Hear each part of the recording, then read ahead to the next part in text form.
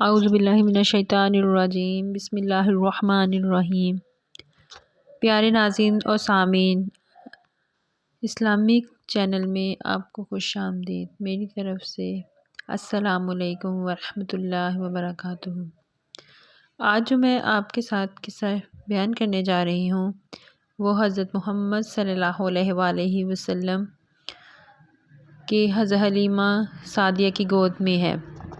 اس زمانے میں عرب کا دستور یہ تھا کہ جب ان کے ہاں کوئی بچہ ہوتا تو وہ دیہات سے آنے والی دائیوں کے حوالے کر دیتے تھے تاکہ دیہات میں بچے کی نشو و نما بہتر ہو اور خالص عربی زبان سیکھ سکے۔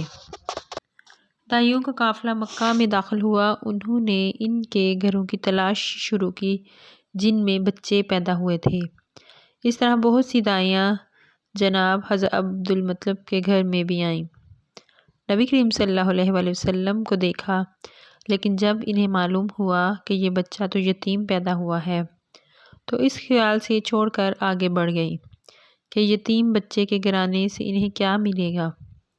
اس طرح دائیاں آتی رہیں جاتی رہیں، کسی نے آپ کو دودھ پلانا منظور نہ کیا، اور کرتی بھی کیسے؟ یہ سعادت تو حضرت حلیمہ کے حصے میں آنا تھی۔ جب حضرت حلیمہ مکہ پہنچی تو انہیں معلوم ہوا کہ سب عورتوں کو کوئی نہ کوئی بچہ مل گیا ہے۔ اب صرف وہ بغیر بچے کے رہ گئی تھیں۔ اب کوئی بچہ باقی نہیں بچا۔ ہاں، ایک یتیم بچہ ضرور باقی ہے جسے دوسری عورتیں چھوڑ گئی تھیں۔ حضرت حلیمہ سعدیہ نے اپنے شوہر عبداللہ ابن حارث سے کہا، خدا کی قسم مجھے یہ بات ناگوار گزر رہی ہے کہ میں بچے کے بغیر جاؤں۔ دوسری سب عورتیں بچے لے کر جائیں اور یہ مجھے طعنے دیں گی، اس لیے کیوں نہ ہم اسی یتیم بچے کو لے لیں۔ عبداللہ بن حارث بولے، کوئی حرج نہیں، ہو سکتا ہے اللہ اسی کے ذریعے ہمیں خیر و برکت عطا فرما دے۔ چنانچہ حضرت حلیمہ سعدیہ رضی اللہ تعالیٰ عنہ عبدالمطلب کے گھر گئیں۔ جناب عبدالمطلب اور حضرت آمنہ نے انہیں خوش آمدید کہا۔ پھر آمنہ انہیں بچے کے پاس لے آئیں۔ آپ اس وقت ایک اونی چادر میں لپٹے ہوئے تھے۔ وہ چادر سفید رنگ کی تھی۔ آپ کے نیچے ایک سبز رنگ کا ریشمی کپڑا تھا۔ آپ سیدھے لیٹے ہوئے تھے۔ آپ کی سانس کی آواز کے ساتھ مشک کی سی خوشبو نکل کر پھیل رہی تھی۔ حلیمہ سعدیہ رضی اللہ تعالیٰ عنہا آپ کے حسن و جمال کا دیکھ کر حیرت زدہ رہ گئیں۔ آپ اس وقت سوئے ہوئے تھے۔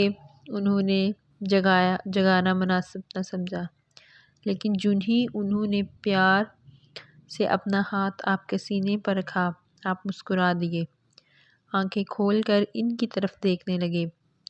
حضرت حلیمہ سعدیہ رضی اللہ تعالیٰ عنہا فرماتی ہیں، میں نے دیکھا کہ آپ کی آنکھوں سے ایک نور نکلا اور جو آسمان تک پہنچ گیا۔ میں نے آپ کو گود میں اٹھایا اور آپ کی دونوں آنکھوں کے درمیانی جگہ پر پیار کیا۔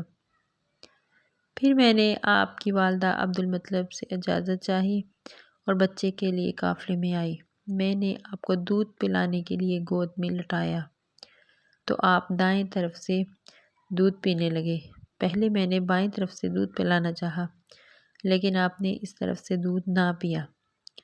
دائیں طرف سے آپ نے فوراً دودھ پینا شروع کر دیا۔ اب میں بھی آپ کی یہی عادت دیکھتی، آپ صرف دائیں طرف سے دودھ پیتے رہے، بائیں طرف سے میرا بچہ دودھ پیتا رہا۔ پھر قافلہ روانہ ہوا۔ حلیمہ سعدیہ رضی اللہ تعالیٰ عنہا فرماتی ہیں، میں اپنے خچر پر سوار ہوئی، آپ کو ساتھ لے لیا۔ اب جو ہمارا خچر چلاتا تو اس قدر تیز چلا کہ اس نے پورے قافلے کی سواریوں کو پیچھے چھوڑ دیا۔ وہ مریل ہونے کے بنا پر سب سے پیچھے رہتا تھا۔ میری خواتین ساتھی حیرانی سے مخاطب ہوئیں، اے حلیمہ، یہ آج کیا ہو رہا ہے؟ تمہارا خچر اس قدر تیز کیسے چل رہا ہے؟ کیا یہ وہی خچر ہے جس پر تم آئی تھی اور جس کے لیے ایک ایک قدم اٹھانا مشکل تھا؟ جواب میں نے ان سے کہا بے شک یہ وہی خچر ہے، اللہ کی قسم اس کا معاملہ عجیب ہے۔ پھر یہ لوگ بنو سعد کی بستی پہنچ گئے۔ ان دنوں یہ علاقہ خشک اور قحط زدہ تھا۔ حلیمہ سعدیہ رضی اللہ تعالی عنہا فرماتی ہیں اس شام جب ہماری بکریاں چر کر واپس آئیں تو ان کے تھن دودھ سے بھرے تھے، جبکہ اس سے پہلے ایسا نہیں تھا۔ ان میں بہت دودھ کم ہوتا اور بہت مشکل سے نکلتا تھا۔ ہم نے اس دن اپنی بکریوں کا دودھ دویا تو ہمارے سارے برتن بھر گئے۔ ہم نے جان لیا کہ یہ ساری برکت اس بچے کی وجہ سے ہے۔ آس پاس کی عورتوں میں بھی یہ بات پھیل گئی۔ ان کی بکریوں بدستور بہت کم دودھ دے رہی تھیں۔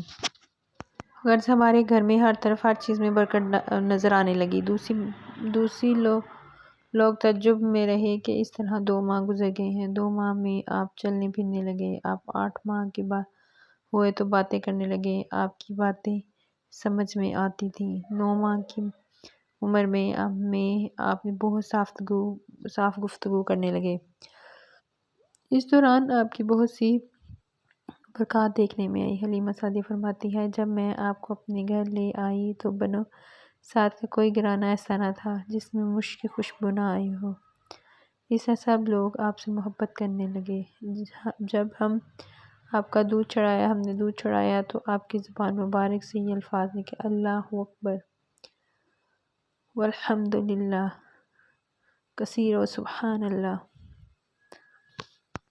پھر جب آپ صلی اللہ علیہ وسلم 2 سال کے ہو گئے تو ہم آپ کو لے گئے، آپ کی والدہ کے پاس آئے، اور اس عمر کو پہنچنے کے بعد بچوں کو ماں باپ کے حوالے کر دیا جاتا ہے۔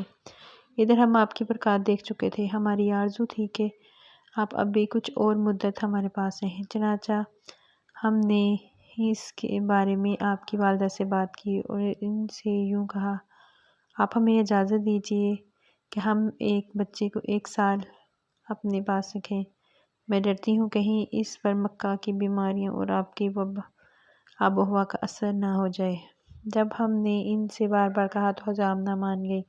ہم آپ کو پھر سے اپنے گھر لے آئے اور جب کچھ بڑے ہو گئے تو باہر نکل کر بچوں کو دیکھتے، وہ آپ کو کھیلتے نظر آتے اور آپ کے نزدیک نہ جاتے۔ ایک روز آپ نے مجھ سے کہا، امی جان کیا بات ہے؟ ایک دن میرے بہن بھائی نظر نہیں آئے۔ آپ اپنے 2 شریک بھائی عبداللہ اور بہنوں شیمہ کے بارے میں پوچھ رہے تھے۔ حلیمہ رضی اللہ تعالیٰ عنہا فرماتی ہیں میں نے آپ کو بتایا کہ وہ صبح سویرے بکریاں چرانے جاتے ہیں، شام کے بعد گھر آتے ہیں۔ یہ جان کر آپ نے فرمایا تب مجھے بھی ان کے ساتھ بھیج دیا کریں۔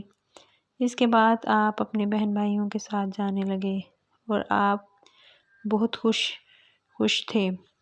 واپس آتے تو خوشی آتے۔ ایک دن کیا ہوا کہ ایک بچہ بھاگتا ہوا میرے پاس آیا، وہ بہت خوفزدہ ہوا تھا، بولا امی جان جلدی آئیے ورنہ باجا ختم ہو جائیں گے۔ یہ سن کر ہمارے تو ہوش اڑ گئے، دوڑ کر وہاں پہنچے۔ ہم نے آپ کو دیکھا، آپ کھڑے ہوئے تھے، رنگ اڑا ہوا تھا، چہرے پر زردی چھائی ہوئی تھی۔ یہ اس لیے نہیں تھا کہ آپ کو سینہ چاک کیے جانے سے کوئی تکلیف ہوئی تھی، بلکہ ان فرشتوں کو دیکھ کر آپ کی حالت ہوئی تھی۔ سعدیہ رضی اللہ تعالیٰ فرماتی ہے ہم نے آپ سے پوچھا کیا ہوا؟ آپ نے بتایا میرے پاس 2 آدمی آئے تھے، وہ سفید کپڑے پہنے ہوئے تھے، وہ دونوں حضرت جبرائیل اور حضرت میکائیل علیہ السلام تھے۔ ان دونوں میں سے ایک نے کہا کیا یہ وہی ہے؟ دوسرے نے جواب دیا ہاں یہ وہی ہے۔ پھر وہ دونوں میرے قریب آئے، مجھے پکڑا، لٹا دیا، اس کے بعد انہوں نے میرا پیٹ چاک کیا اور اس میں سے کوئی چیز نکالی، تلاش کرنے لگے۔ آخرکار انہیں وہ چیز مل گئی، انہوں نے اسے باہر نکال کر پھینک دیا۔ میں نہیں جانتا وہ کیا چیز تھی۔ اس چیز کے بارے میں دوسری روایت یہ ملتی ہے کہ وہ سیاہ رنگ کا ایک دانہ تھا۔ انسان کے جسم میں شیطان کا گھر ہوتا ہے اور شیطان انسان کے بدن سے اثر ڈالتا ہے۔ حضرت حلیمہ سعدیہ رضی اللہ تعالیٰ عنہا فرماتی ہے پھر ہم آپ کے گھر لے آئے۔ اس وقت وہ وہ میرے شوہر عبداللہ بن حارث نے مجھ سے کہا، حلیمہ مجھے ڈر ہے کہیں اس بچے کو کوئی نقصان نہ پہنچ جائے، اس لیے اسے اس کے گھر والوں کے پاس پہنچا دو۔ میں نے کہا ٹھیک ہے۔ پھر ہم آپ کو لے کر مکہ کی طرف نکل گئے۔